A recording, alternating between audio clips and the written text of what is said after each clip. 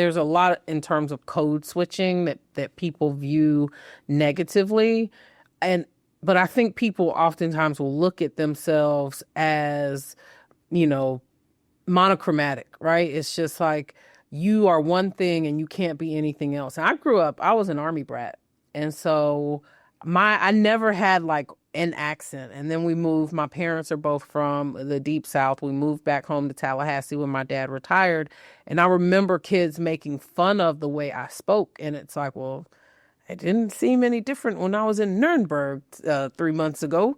But I've gotten to the place where, you know, you'll have folks who'll make fun of you and go, oh, you're trying to talk white and you're trying to talk like this and you're trying to be this. And it's like, there are different aspects of my personality. Like sometimes I'm mothering, right? Sometimes I'm your homegirl. Sometimes I'm your auntie, like cool big sis, right? And sometimes I'm, you know, churchy, right? There are different aspects of my personality and not a single one of them are any less than me. Like it's all still me and it's all still authentic. And I think we get so caught up in, I gotta be authentic. I gotta be me. What is you? Like if you are not a multifaceted individual, you are not going to survive in the workplace, right? Like you can't just be one person. And maybe it works for some people.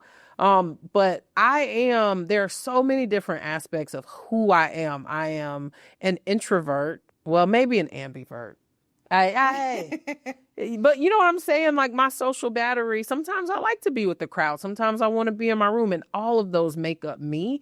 And you deserve, as people, we deserve to be all of those things and to be free to be those things. And I remember having friends who would put me in the box, right? Who would make fun of me if I said things a certain way or if I stepped away from the person who they thought that I was.